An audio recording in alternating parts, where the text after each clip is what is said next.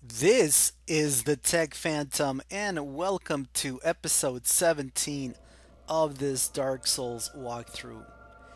And in this episode, we find Conan in the Daughter of Chaos bonfire. Conan has a soft heart for women, and he feels much pity and a little bit of remorse that he cannot help the Daughter of Chaos, who is pallid and very sickly from having ingested the evil and the poison that consumes this area, that consumes Lordran. Conan actually thought of ending her life, but he didn't have the heart to do it. If she would have asked him to do it, he would have gladly put her to the sword. That was the barbarian way. And that's what men and women in the battlefields would have asked for. A swift and painless death if they couldn't help the tribe and they couldn't pull their weight in battle or in the village. Conan continues through to try to find the source of the fire that is impeding his progress forward into the demon ruins.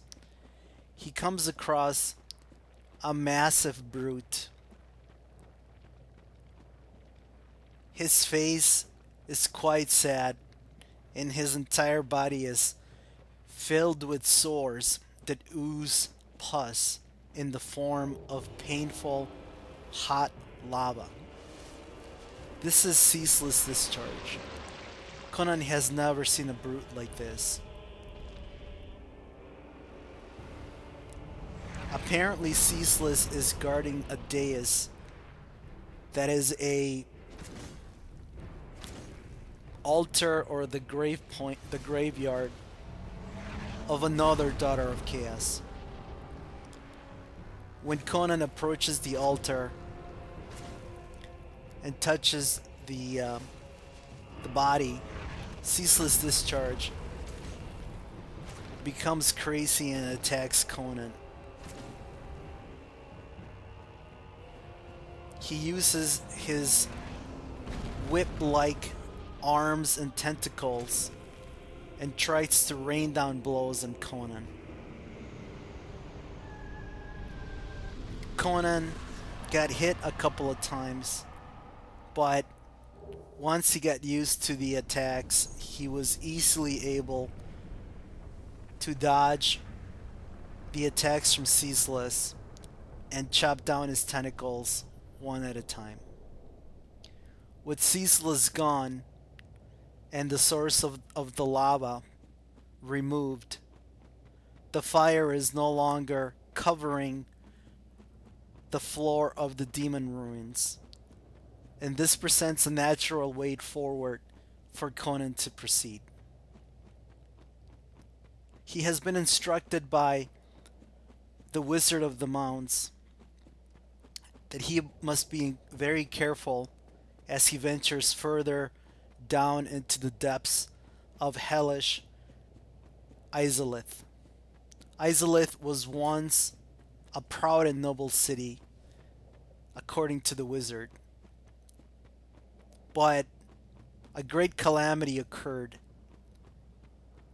and the city was engulfed by poison and darkness and evil.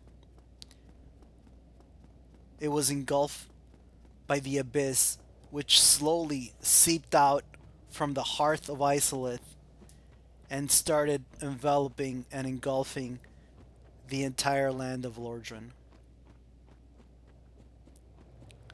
This is curious and a worthy adventure for Conan. He has no fear, and he wishes to find the source of the darkness, the source of the abyss that's spreading forth and poisoning the land. In his adventures, he has cleared many worlds and many kingdoms of blights, dragons, and such that were preventing the people from living peaceful lives. So, going forth and killing the source of the abyss sounds like a good adventure for Conan, and he hopes that he will be rewarded handsomely by the grateful inhabitants of Lordran.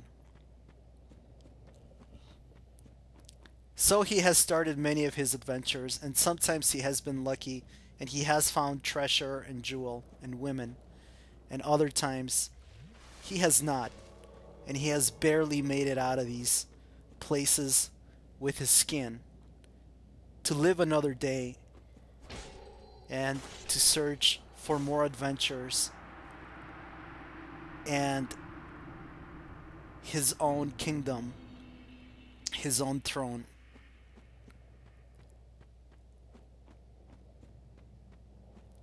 As he approaches the bottom of the demon ruins, he is accosted once more by Knight Kirk. "Kirk, you are short, and you are a pain. You shall bother me no more."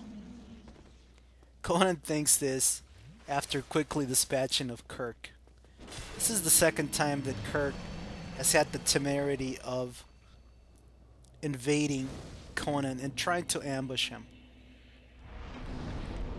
Kirk is a curious character. He has a spiked armor and shield, and he's extremely short and rolls about trying to open up wounds in his opponent's skin with his spike armor and shield.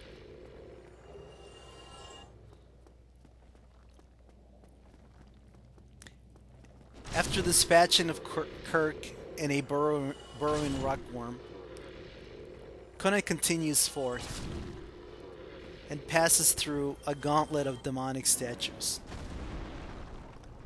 This area is also guarded by a minor Taurus demon. These bullish brutes use very large axes that can do an immense amount of damage. They are slow though, and Conan quickly cuts down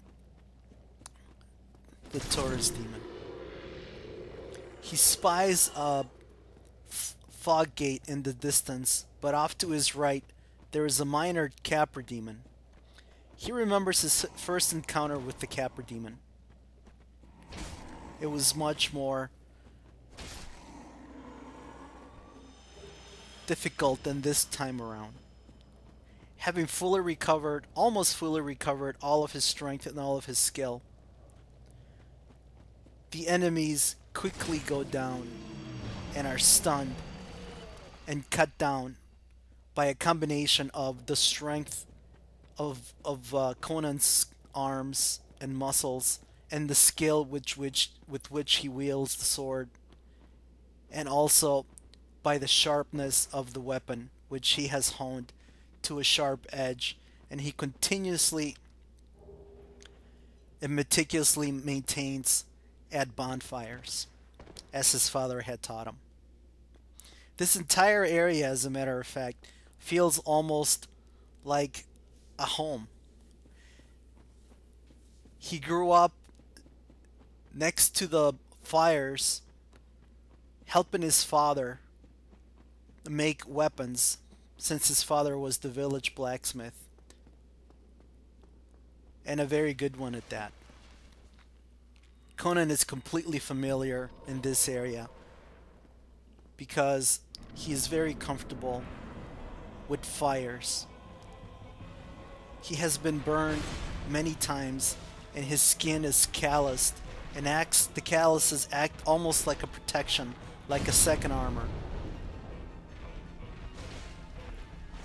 Bursting through the fog gate, Conan does fierce battle with the demon fire sage.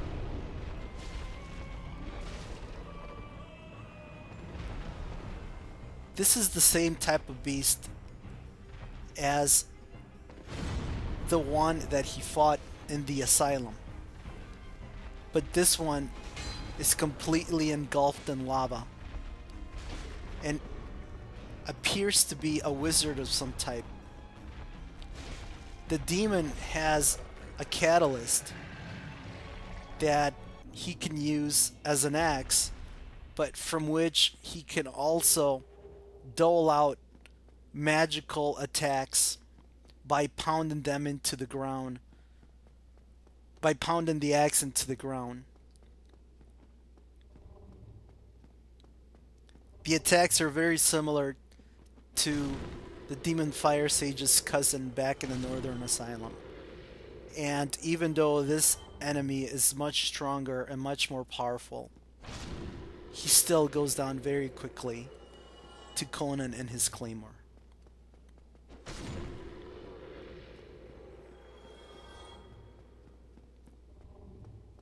It's time to loot. He was a Cossack and a barbarian after all, and a pirate too. And his lust for loot has not left him. As he continues up the stairways, he finds a curious seal on a platform. The platform acts like an elevator when he steps in the middle, and takes him back to the area where where the daughter of Chaos is. That's a pretty handy shortcut, thinks Conan, as he rests and recuperates in the bonfire. It is now time to put all of the loot to good use.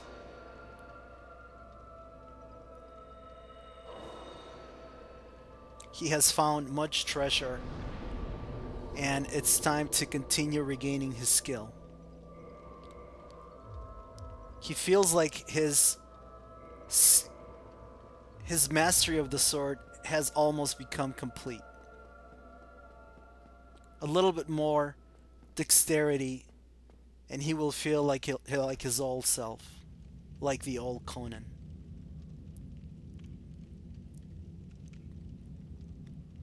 Woe unto his enemies when that has happened.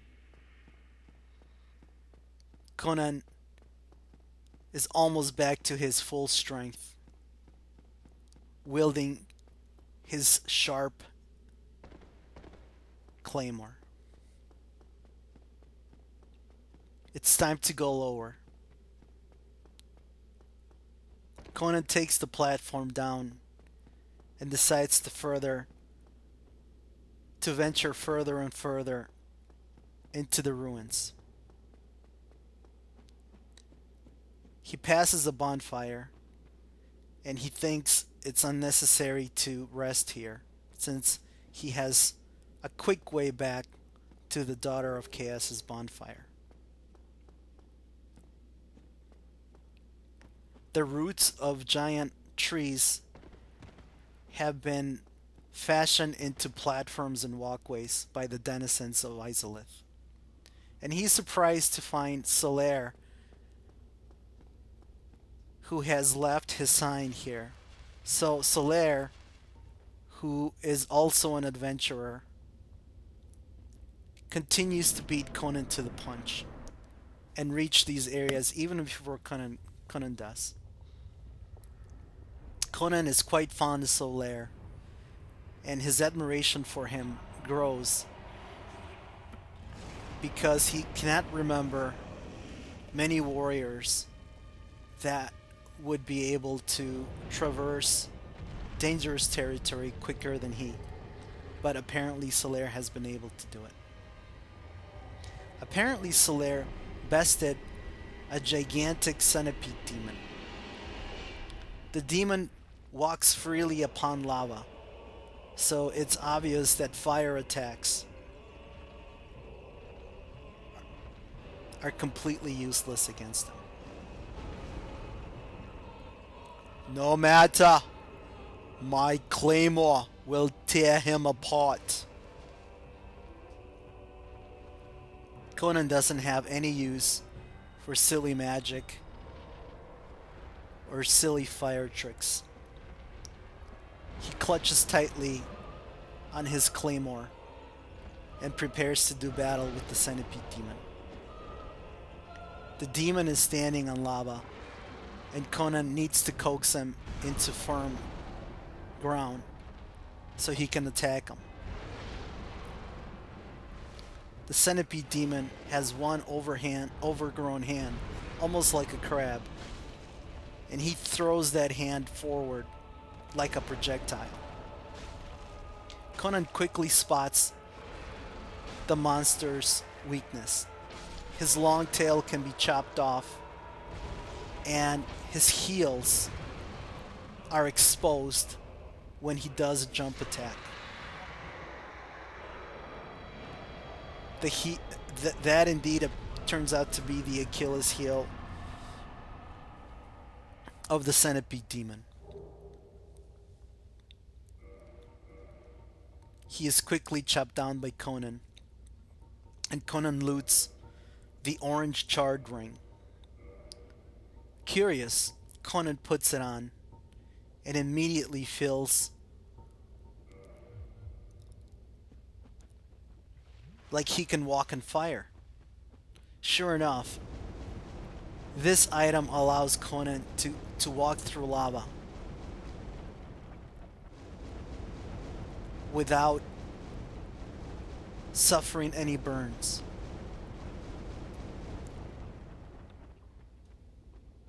Conan spots the entrance to a cave and goes forth. At the end of the cave is Solaire. Why? After all this searching, I still cannot find it. Solaire appears to have given up in his quest for the sun or the light that he was looking for. It is too bad. Conan cannot cheer Solaire.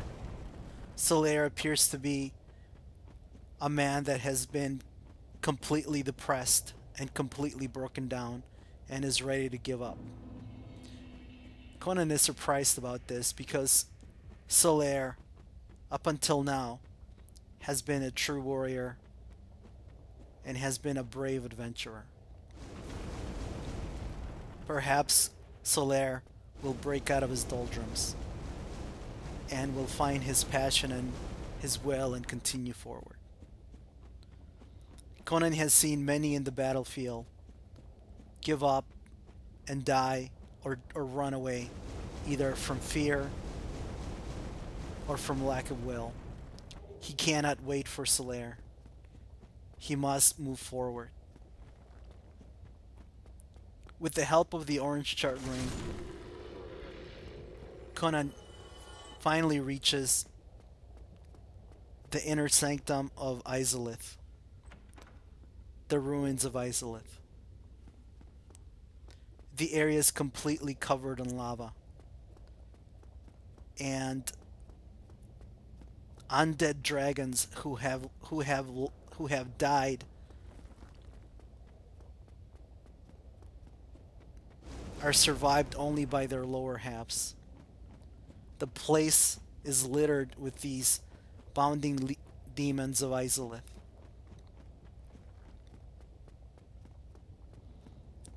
There are no men or women here, only demons and beasts and fire.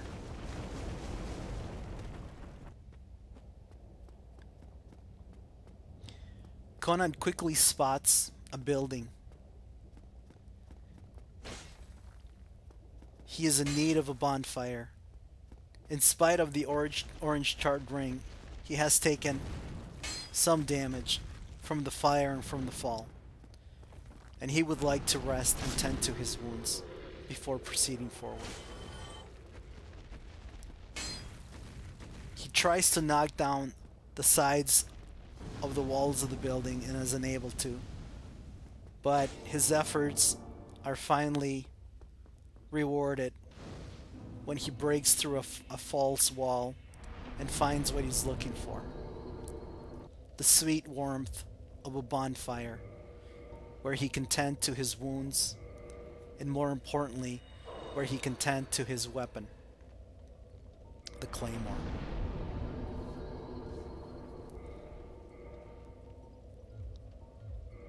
According to the wizard, he is very close to the location where the Witch of Chaos, the Great Witch, released the forces of the Abyss. The story is not known to the wizard, but the wizard has told Conan that a great beast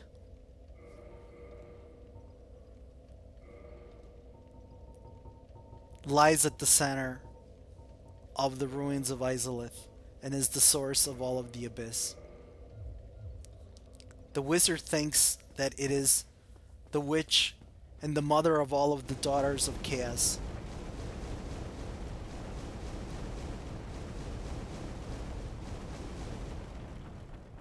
Conan has found a couple of daughters. He has confronted a couple of daughters in his travels. Two of them were spider women, one good and one evil. He dispatched of the evil Quelaag, but he took sorrow on the other daughter of Chaos. He wonders if there are more about the place, trying to help or protect the witch mother.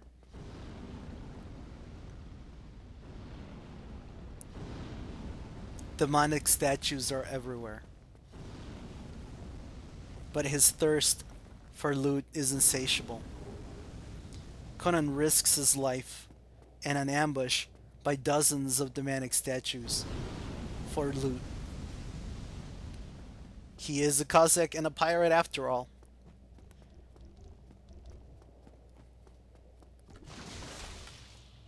On top of the stairs, he spies one of the most deadly and disgusting creatures he has seen. It is a eater of chaos, or a chaos eater. After dispatching of the enemy, he is attacked by a daughter of chaos, and also invaded again by Kirk. Well, that short night we'll never learn. One quick backstab through the shoulder blade of Kirk does the trick, and Conan hopes that he will not have to worry about Kirk again.